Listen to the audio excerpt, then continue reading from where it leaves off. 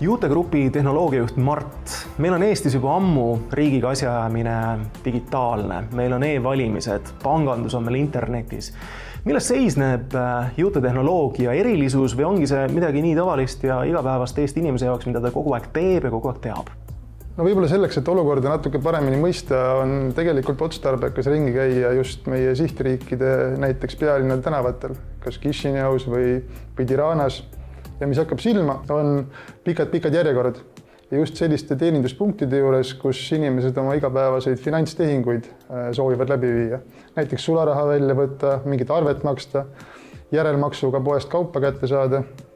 Ja meie idee tegelikult ja ka ülesanne ongi see aeg siis inimestele tagasi kinkida, mida nad muidu järjekorras seistes veedavad. Ja siinkohal me oleme tegelikult pioneerid oma sihtturgudel. Näiteks läbi meie lahenduste nagu täis digitaalne automaatne laenuprotsess või QR-koodi põhised maksed või näiteks ka kaardivabad sularahaautomaadid. Läbi nende me tegelikult võimaldame inimestel suurem osa oma toiminguid kodudiivanilt ära teha või siis näiteks ka kaup kuskilt poest minutitega kätte saada.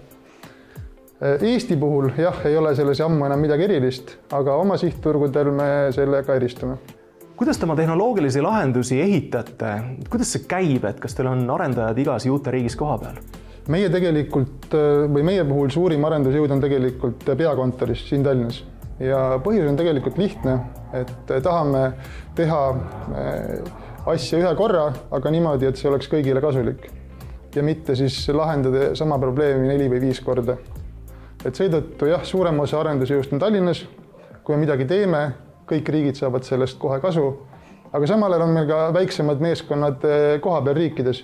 Just, et parem tunnetus oleks turuga, et mõistaks paremini, millised on kohalikud probleemid või võimalused ja et oleks ka vahetu tagasiside just klientidelt ja kasutajatelt. Kuidas Juute tehnoloogia sobitub maailma konteksti?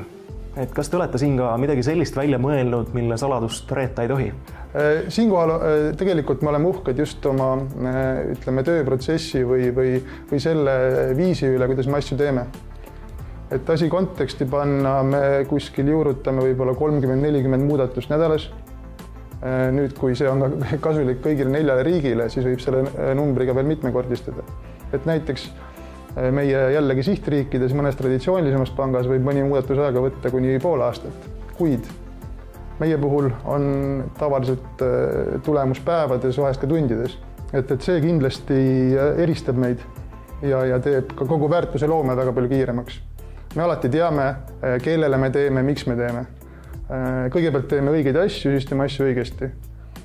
Ehitame väikeste tükkidega, selleks, et tagasiside oleks kiire. Teeme vähem asju korraga, selleks, et rohkem asju oleks tehtud. Et sellised põhiprintsiibid on meid aidanud. Millised on teie tehnoloogilised väljakutsed, et jõuda siis eesmärkideni, mille ettevõtte endale seadnud on? Nüüd, kui viimast aastat vaadata, siis peamised väljakutsed tulevad tegelikult kiirelt muutuvast regulatiivsest keskkonnast. Ehk siis pidevalt peame ümber planeerima, reageerima uutele regulatsioonidele, mis välja tulevad. Et kuna paljuski ühtsed standardid on puudu meie sihtturgudel, et siis me näeme palju muudatusi näiteks isikutuvastuses, digitaalallkirjas, samuti ka vastutustundliku laenamise valdkonnas, erinevad limiidid laenutingimustele. See kõik nõuab pidevalt ümberplaneerimist ja kiiret reageerimist, mistõttu ka siis võib-olla originaalsed plaanid tihti ei lähe ellu. Aga jällegi meie tööprotsessid võimaldavad kiirelt reageerida, nii et seetõttu me saame hakkama.